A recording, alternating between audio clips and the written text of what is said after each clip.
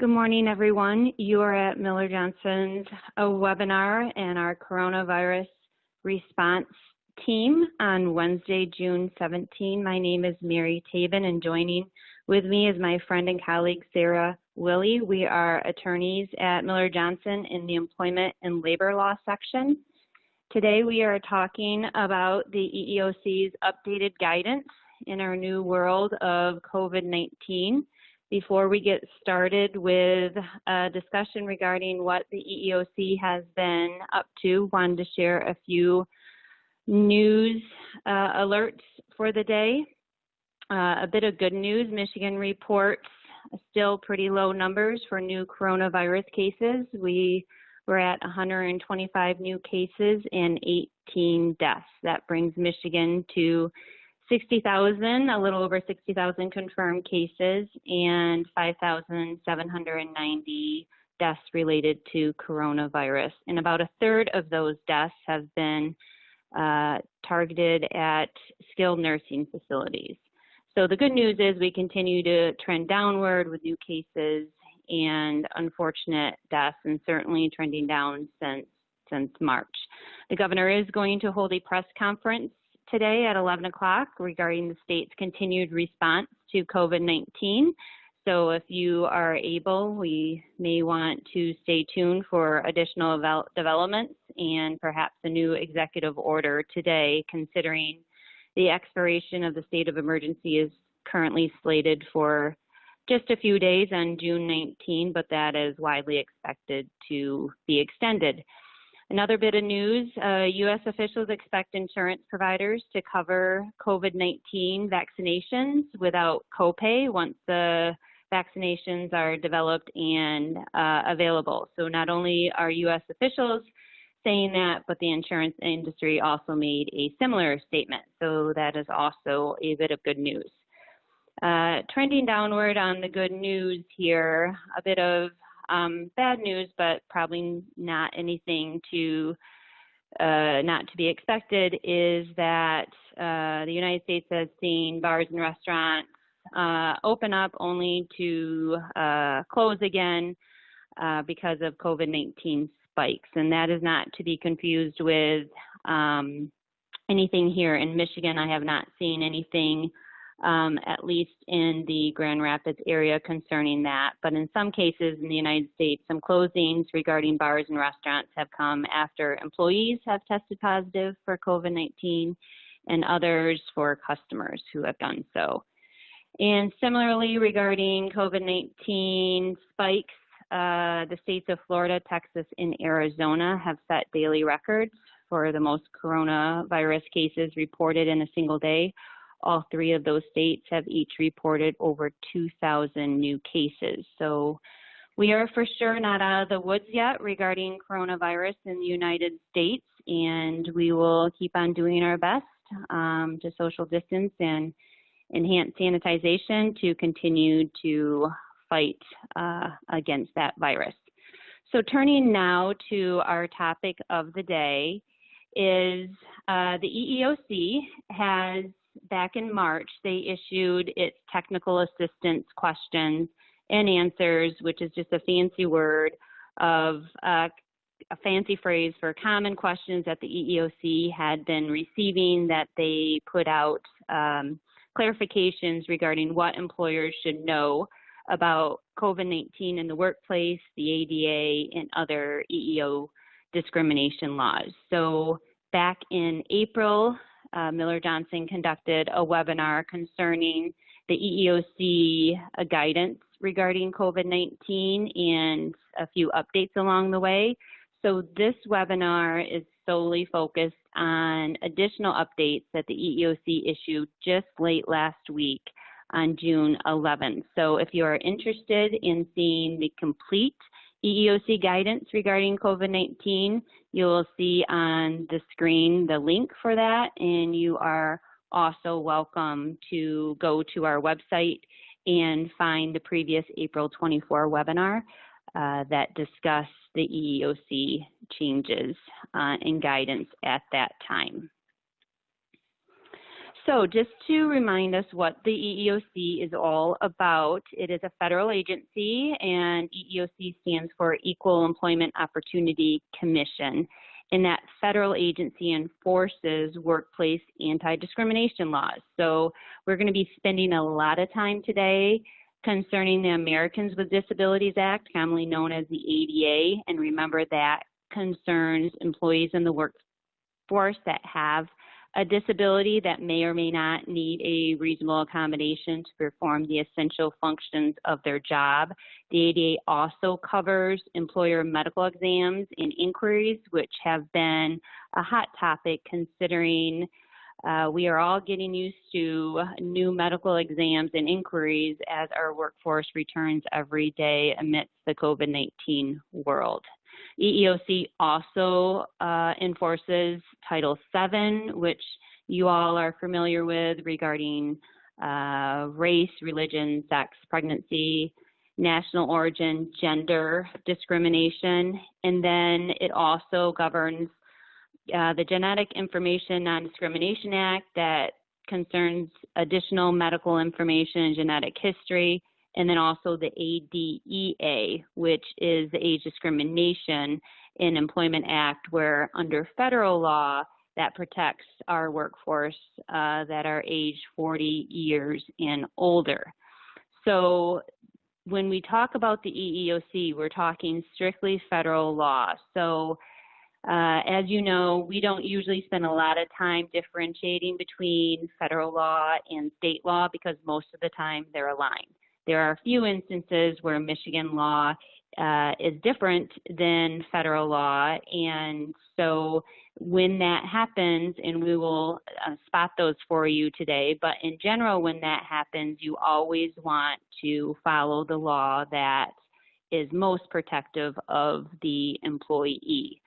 So, for example, even though federal law protects our workforce that are 40 and up in age regarding age discrimination, Michigan law actually protects all ages, even under 40 years old. So we will talk about that a bit more, but the EEOC does not, when we're talking today about the EEOC, it does not take into consideration all the various state laws. So moving on, before we get to the specific questions and answers, the EEOC, every time they provide an updated question and answer, they spend some time reinforcing their general guidance that they have been very specific in instructing employers to follow guidance from the CDC, which of course is the Centers for Disease Control and Prevention, as well as state, local public health authorities, and how to best slow the spread of COVID-19. So regardless of what we discussed today in the Q&A, the EEOC strongly urges employers to follow those organizations, the CDC and the health departments, and reiterates that the ADA that typically prohibits items such as medical inquiries and exams, for instance, will take a back seat to CDC and local health directions concerning COVID-19. Okay, so a good rule of thumb as we're going through this morning is that as Sarah and I were preparing for today's webinar, we summarized the EEOC updates as really informing employers when they have to accommodate certain groups of employees during the COVID-19 pandemic and when they do not. And we here at Miller Johnson have received a lot of questions regarding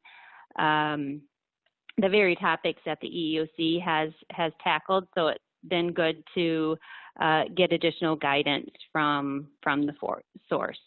So the first category of employees that we will be talking about this morning are family members, and this has to be the top of our list regarding questions that our employees have been asking our employers on whether or not they want to return to work or continuing to show up to work. So the question posed is an employee entitled to an accommodation under the ADA in order to avoid exposing a family member who is at higher risk of severe illness from COVID-19 due to underlying medical conditions.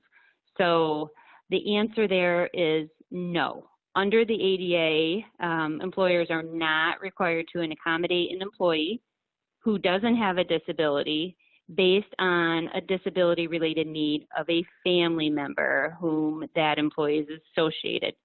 So, for example, an employee without a disability is not entitled under the ADA to telework or to have a leave of absence as a reasonable accommodation in order to protect a family member that has a lung condition or perhaps an autoimmune disease that compromises their immune system from potential COVID-19 exposure. So we have clarity on the direction on that. But as Sarah will discuss later in the webinar, you can, as an employer, accommodate this request. You'll, of course, want to be mindful of consistency issues, but the law does not require it. And here we'll want to remember that Michigan law can trigger a little nuance here regarding family members. So although I believe there was an executive order issued last night that didn't affect employers, but we're up to 124 executive orders. And while most of the executive orders are superseded by new ones, there are a few that remained still applicable, and one of those is way back to Executive Order 36. So the reason why I bring that up is, remember, we're talking about the federal EEOC, and in this case, although you, under the ADA, are not required to accommodate an employee for a family member that has a disability, remember, Executive Order 36 is our state stay-home order when workers or their close contacts, which has typically been family members, are sick. So that executive order received a lot of traction because you remember that is an order that directed employers and prohibited employers from seeking doctor's notes if an employee says they were sick or they were in close contact with somebody sick. But another part of the executive order stated that employers are prohibited from terminating or disciplining or retaliating against any employee who does not report to work because she has had a close contact with a family member or really any individual who either tests positive for COVID-19 or displays COVID-19 symptoms. So while under the ADA, you may not need to accommodate an employee because of a family member that has a disability, under Michigan law, under Executive 36, you may still have to allow them to take some time off of work, even though they are not sick themselves, if they were exposed to somebody who has or had symptoms of COVID-19. So the next question that the EEOC tackled is regarding return to work accommodations. And we're going to spend some time on a few slides on that general concept. So the first sub-question under that is, how do employers know what steps they can take consistent with the ADA, remember that's Americans with Disabilities Act, to screen employees for COVID-19 when entering the workplace? And the EEOC answered that the ADA, of course, permits employers to make disability-related inquiries and conduct medical exams if job-related and consistent with business necessity. So that answer is nothing new. That is something that we as employers are used to figuring out and determining if we can answer that. So inquiries and medical exams meet this standard if it is necessary to exclude employees with a medical condition that would pose a direct threat to health or safety. And as of right now, even though the CDC guidelines are ever changing, it is still declared under the CDC COVID-19 as a direct threat. So in other words, employers are acting consistent with the ADA as long as any screening implemented is consistent with the advice from the CDC or public health authorities for that type of workplace during this time. So, for example, this may include asking questions about COVID-19 symptoms, as long as, or having employees self-report it, as long as we are having all employees who are entering the workforce subjected to that line of questioning. So no big changes in that answer there. The next question that was posed and answered by the EEOC is, what does an employee? So the previous question was employer focused. This one is employee focused. What does an employee need to do to request a reasonable accommodation because she has one of the medical conditions that the CDC says may put her at a higher risk for severe illness from COVID-19? So again, this isn't a surprising answer either, because it's a typical way we would expect any of our employees to alert us if they had a medical condition that they believed was a disability and they needed an accommodation. So again, the employee must alert the employer that they need a change for a reason related to a medical condition. And here, the medical condition would be the underlying condition that would put them at a higher risk. And certainly we would want to go through the interactive process there that we're all familiar with and receive a medical provider's note so that we can determine if there is a reasonable accommodation barring some undue hardship that can be provided. And remember, undue hardship has not changed during the COVID-19 world, so that is a very high standard still to meet. So staying with our return to work accommodation theme, the next question the EEOC tackled was this. As an employer knows that an employee has a medical condition. So we're faced with a situation here where we know that an employee has a medical condition that places the employee at a higher risk for illness if they get COVID-19, and we're concerned. We're concerned that that employee's health will be jeopardized or really compromised upon returning to work. And we know this, but the employee hasn't requested an accommodation. They haven't really asked us to do anything. So under that scenario, can we as an employer be proactive here? And for a good reason, put them off of work. And the answer here is no. If the employee does not request an accommodation, the ADA is not going to allow us, even in the COVID-19 world, to exclude any employee from the workplace solely, and that's the word to emphasize here, solely because the employee has a disability that the CDC has identified as potentially placing the employee at a higher risk if she gets COVID-19. So direct threat under the ADA, and remember, direct threat can be somebody that's symptomatic of COVID-19, but we're talking about somebody that doesn't have COVID-19 symptoms, but they're just at a higher risk. And under the ADA, that would not be seen by itself as a direct threat. So even if for the best intentions, you are not going to have, as an employer, the freedom to tell your employee that they cannot come to work or changing their working condition absent the employee asking for it and absent something else other than concern that they may get something that is going to be more difficult to recover from.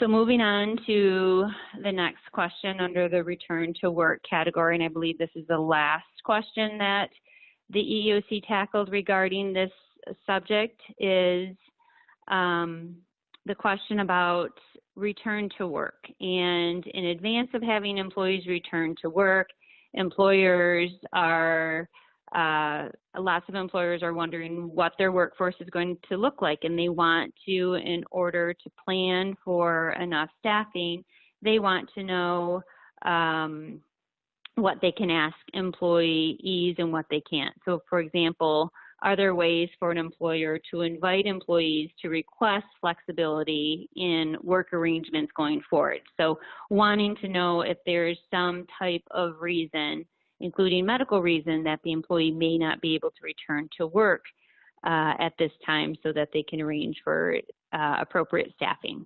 So the ADA says yes, they do allow you as an employer to make information available in advance if you do this to all employees about who to contact if the employee would like to request an accommodation for a disability that they may need upon return to work, even if no date has been announced for a return. So if you're in your planning stages still, and perhaps you are an employer that is largely remote work right now and is expected to relax a bit, and certainly will relax at some point, and you want to know how many employees can actually come back in the workplace during the COVID-19, you are allowed to notify employees through writing a letter, email, whatnot, and asking all employees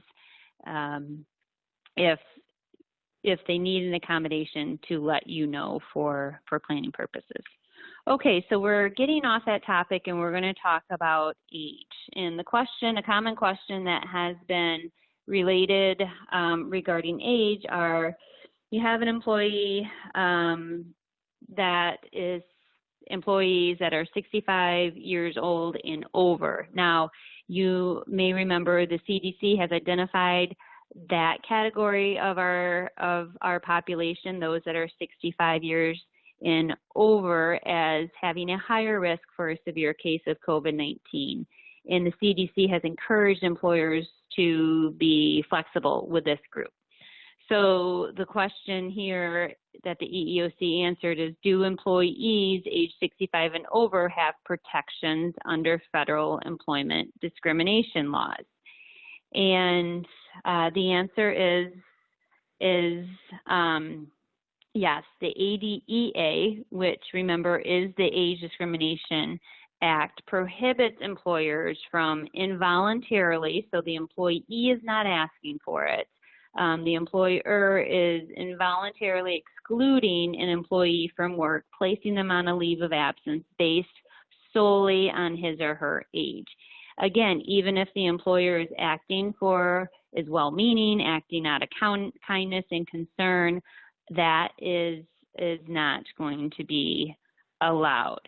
However, unlike the ADA, which covers the disability, the ADEA, which is, again, the Age Discrimination Act, does not include a right to reasonable accommodation for older workers due to age, strictly due to age. However, the EEOC states in its answer and its guidance that employers are free to provide flexibility, of course, to workers age 65 and older.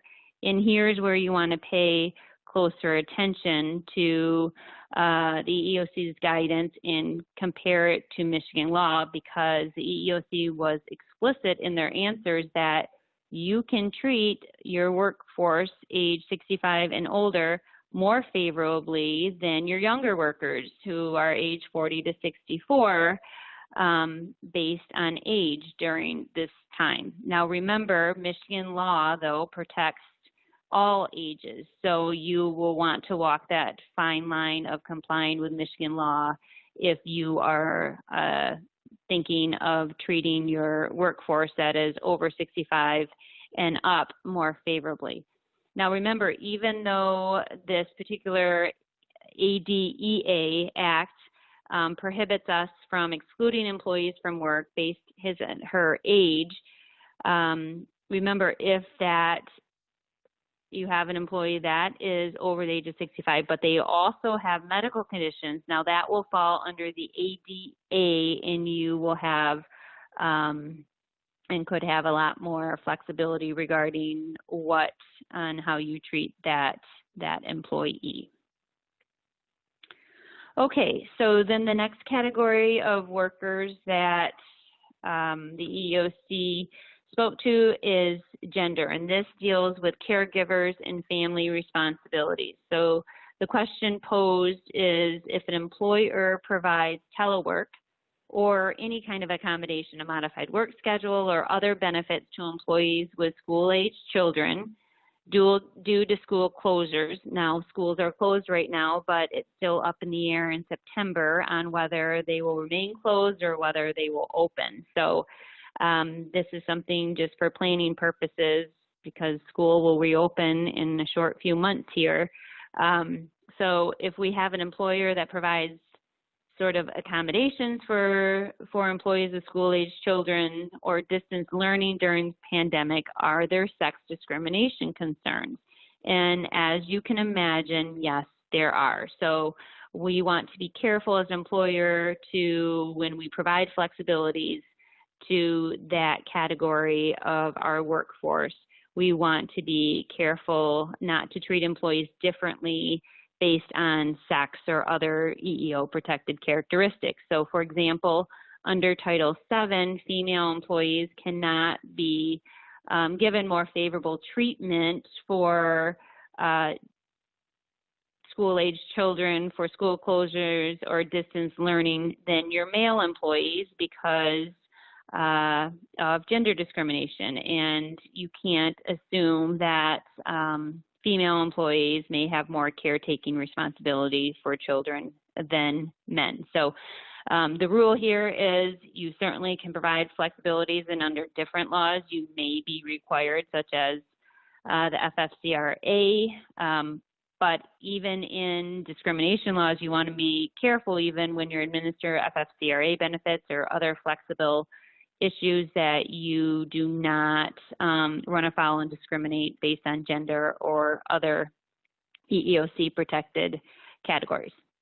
So then the next subcategory we have here is pregnancy. So due to the pandemic, may an employer exclude an employee from the workplace involuntarily due to pregnancy? So again, this question presupposes that the employee who is pregnant is not asking for accommodation. So this is similar to the age category, where we have somebody just because they are older, and here just because they are pregnant, they're not asking for an accommodation, but the employer is asking, can they exclude an employee even for their own benefit from the workplace or change the workplace due to these particular categories, and in this instance, pregnancy? And the answer is the same as with age, no.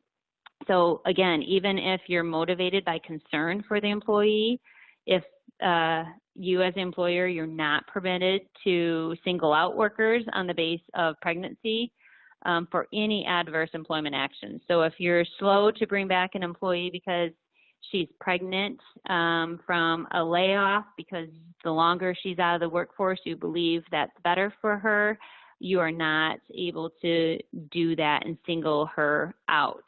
Of course, all bets are off if the employee that's pregnant is asking for an accommodation, and that's really what the next question that the EEOC tackles is talking about. So this question addresses, what if an employee that is pregnant asks for an accommodation? Is there a right to when an employee is pregnant? And of course, the answer to that is yes. There's actually 2 federal laws and Michigan law that triggers accommodation for employees based on pregnancy. So the first one is pregnancy-related medical conditions are protected under the ADA. So if an employee makes a request for an accommodation due to morning sickness or complications that she's had regarding pregnancy, the employer must go through the interactive process just like any other disability-related issue under the ADA. And then the second law that you want to be mindful of is Title VII. And remember, Title VII is the discrimination for age, race, or not age, race, gender, pregnancy, And so pregnancy was, relatively speaking, recently amended as by the Pregnancy Discrimination Act, and protects women affected by pregnancy, childbirth, and related medical conditions. And they must be treated the same as others in the workforce regarding their ability or inability to work. So that means that a pregnant employee may be entitled to job modifications, teleworking, changes to a work schedule or assignments, and a leave of absence to the extent those types of accommodations are provided for other employees who are similar in their ability or inability to work. And with that, I'm going to turn it over to Sarah to talk about some practical advice regarding COVID-19 and how you can take all of those questions and answers and make them work for you. Thanks so much, Mary, and thanks so much for your summary. That was excellent. I know I've gotten so many questions from clients over the past several weeks about requests not to work for many of the reasons that the EEOC discussed in the recent guidance. So I know this is helpful information to lots of people. I'm going to just take a few minutes and talk through what you might consider as a process by which to handle these accommodation requests for various reasons. Before I do that, though, I want to take just a couple of questions that have come up. I know we got a number of questions yesterday, too, or when folks were signing up. I think we've answered quite a few of those already, but I'll just give a general overview. The first one is, what is your advice to handle employees who are afraid to come to work because they have an underlying condition, even when we have daily screenings and provide PPE? So in that case, it sounds like this person might have a disability. If that fear is based on a diagnosed mental health condition, that could be a disability under the ADA. And we know, of course, that if that's the case, we'll be following our reasonable accommodation process. The interesting piece to the question, though, I think is at what point should we be able to say, yes, but we think our workplace is safe because we are doing the things that the CDC and Governor Whitmer has recommended and required that we do. And as you guys all know, that's a lot of things, right?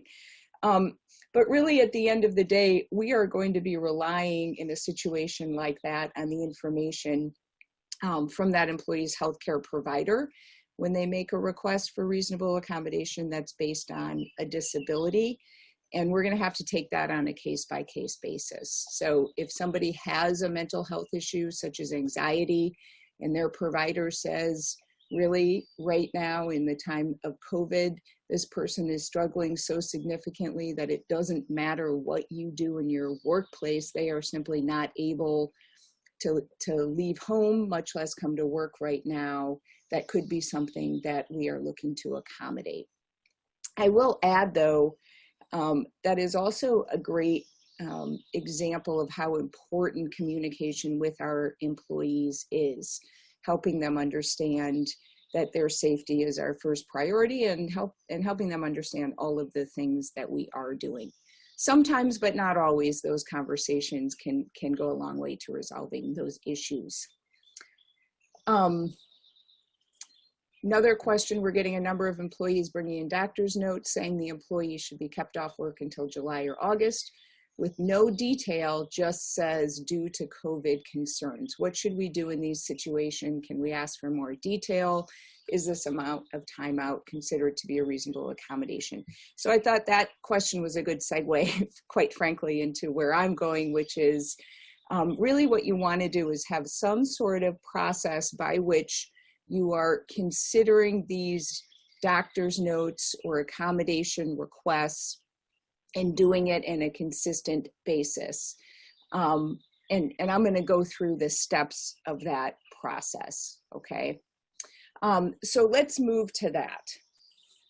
When I say we should consider having some sort of process in place, I mean a minimal process so that you all know what to do first and what to do next when you have employees tell you that they need some sort of change in the workplace or don't want to come to work and it's for a reason related to COVID.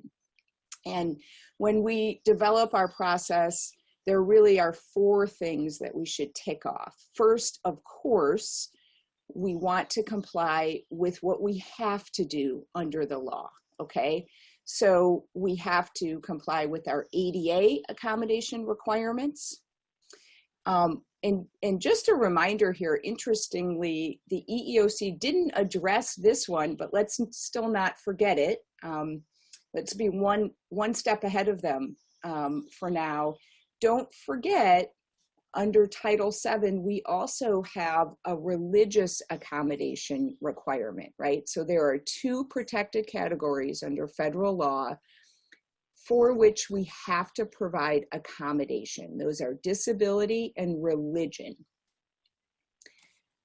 Layered under that, as we know, there are all sorts of different protected categories for which we don't have to accommodate, as Mary explained. We don't have to accommodate age, for example.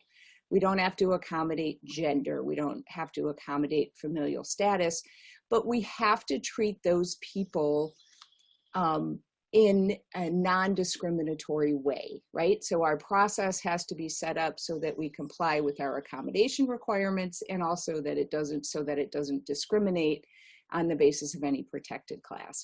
And then of course we want a process that's applied consistently.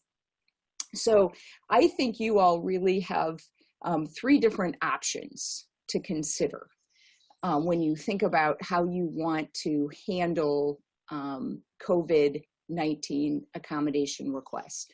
The first option is to say, we are only going to minimally comply with the legal requirements we have. So if somebody requests, for example, not to wear a mask, or somebody says, I don't want to come back to work, or somebody says, I can't wear other PPE, or says, I'm allergic to all of the cleaning solutions you're using right now, right? We are going to evaluate all of those requests only as disability requests or requests on the basis of religion, okay? Now don't forget, and this is really important, anytime we're talking about accommodations, particularly related to disability, we have to also remember that there are additional leave requirements that we have to follow, such as the FMLA, the Families First Act, and EO 36. Okay, so that's the first option. We're only going to give what we minimally have to under the law in terms of accommodations, and then we'll also follow our leave requirements. Option 2 is to go broader than that and reasonably accommodate employees whose request is based on a protected class. So COVID-19 is actually a really unique situation because we suddenly have employees that are making requests for workplace accommodations based on protected classes that we just simply usually don't see. Age is a big one, right? We've never really had to think much before about whether we're going to accommodate something in the workplace for somebody based simply on their age. So many employers are rethinking things then just for COVID and are deciding, look, we're not just going to accommodate disability and religion because we know there are people who also are at risk for COVID and don't have a disability and their request isn't based on religion. So we are going to reasonably accommodate them by our own choice if their request is based on a protected class. Age is a big one. Pregnancy, and by that I mean a pregnancy that doesn't fall under the ADA, perfectly healthy pregnancy. And being associated with somebody with a disability, right? So we see lots of requests for to not work or for workplace accommodations because somebody's family member with whom they live has a disability. So that's option 2. Option 3 takes it even further, and some businesses are doing this. They're just going to reasonably accommodate all employees if their requests are related to COVID in any way, right? So they are being much more inclusive in terms of who they are going to accommodate. I would say then they are typically even accommodating things like a general concern or fear about COVID. I saw one yesterday that said, I don't want to work right now because both my wife and daughter who live at home work in healthcare, and I'm afraid that I could bring something home to them or they could give something to me, things like that. I will tell you, as we are ramping back up, our economy hopefully is recovering, that option seems to be less workable. In other words, we need more people at work, and so it's more difficult to follow that option 3. Okay, so those are what I see as the 3 options. Let's talk then about what you, how you might put together a basic reasonable accommodation process. Well, as Mary noted, it all starts with an employee asking for something, okay? We can't declare that we are giving somebody an accommodation, such as taking them off work, just because we've decided they fall into a category. Instead, they've got to request an accommodation.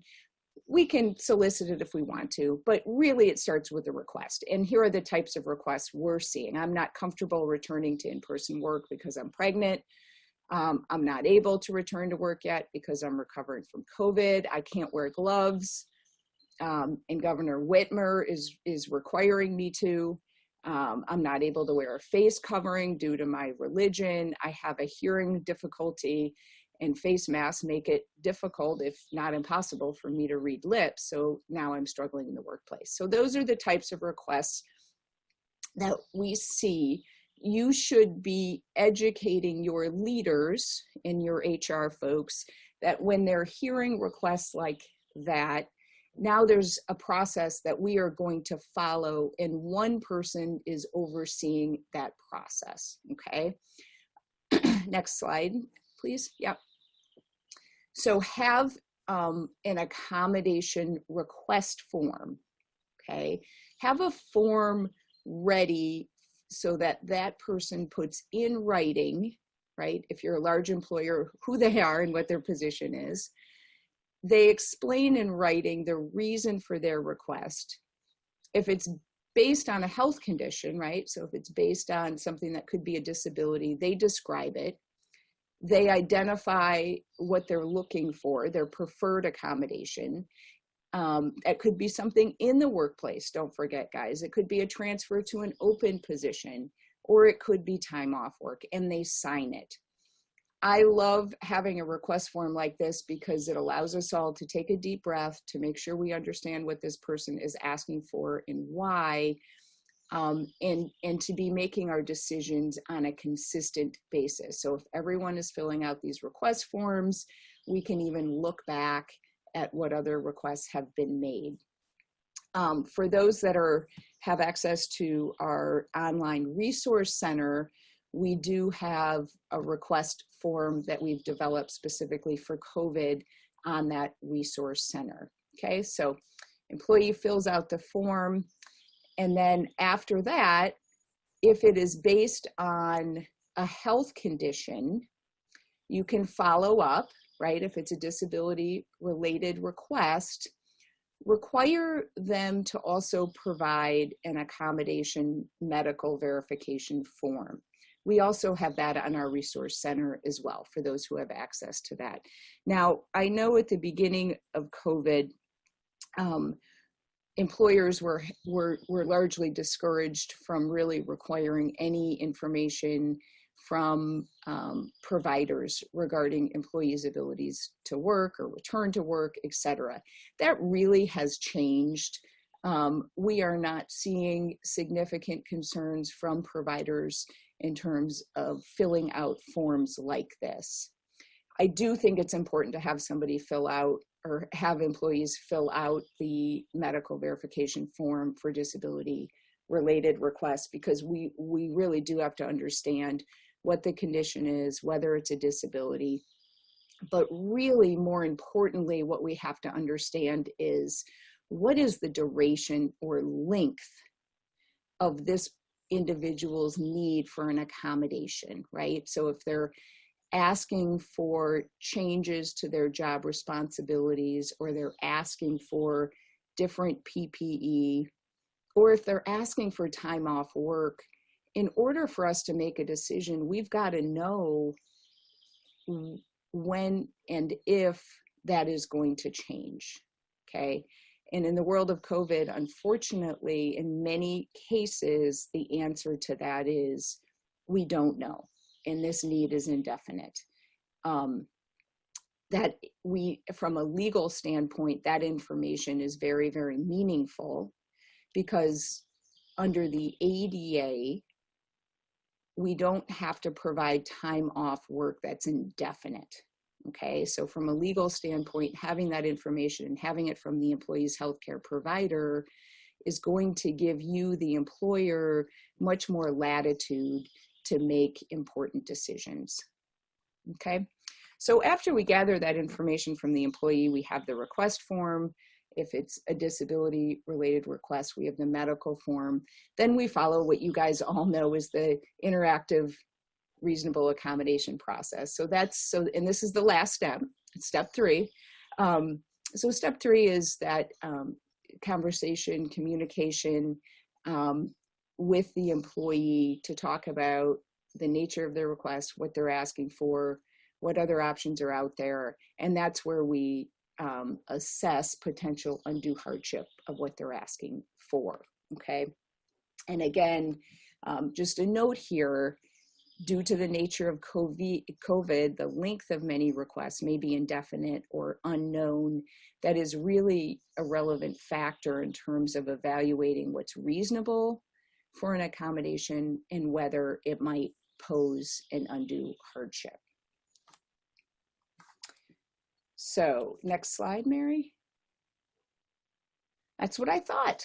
So that is an overview of what I would recommend as a reasonable accommodation process. We did get a few more questions in, and we have just a few minutes. Should we answer a few of them, Mary? Yeah, I think. Okay, so one I see right now, if an employee states that he or she cannot come into work due to a disability and doesn't give a return to work date, how should an employer accommodate, et cetera, right? So that's what I was saying. In the world of the ADA, which again, we're still just dealing with what we know with regard to the ADA, indefinite leave is not a reasonable accommodation and not something that an employer has to provide. What different businesses choose to do in that case varies greatly, but what I can tell you is you don't have to provide leave, and you don't have to hold that employee's job under the ADA. I have to add, though, of course, don't forget about FMLA, EO 36, and FFCRA, right? So if this disability is something that might fall under the FMLA, if the disability is something that falls under the FFCRA, if it falls under EO 36, right? You have to check those boxes too. Then you have to provide them leave as required under those laws. See, we answered most of those questions, I believe. Yeah, so a lot of the questions were, how are you advising employees who provide doctor's notes indicating they can't return to work until COVID is gone or pandemic is over? Again, that is really a request for indefinite leave. Obviously, we don't know, quite unfortunately, I wish I did, when COVID is going to be gone or the pandemic is over. And that about covers all the questions. Do you have anything else, Mary? I don't. You did an excellent summary of creating all of those EEOC question and answers into some practical steps for us all to take in moving forward with this. But yeah, all the questions, I believe, were all answered in your presentation as well. Excellent. The only other thing I'll add is we are finalizing an accommodation flow chart as well, sort of a one-pager step-by-step that we're putting up on the Resource Center in the next day or two as well. So for those who have access to the Resource Center, keep an eye out for that. I know I love visuals, particularly one-pagers, especially when I feel stuck and I'm not sure where to go next. So hopefully you will find that helpful. All right, all, watch the press conference at 11, and Miller Johnson will be back tomorrow morning at 8 a.m. Have a wonderful day.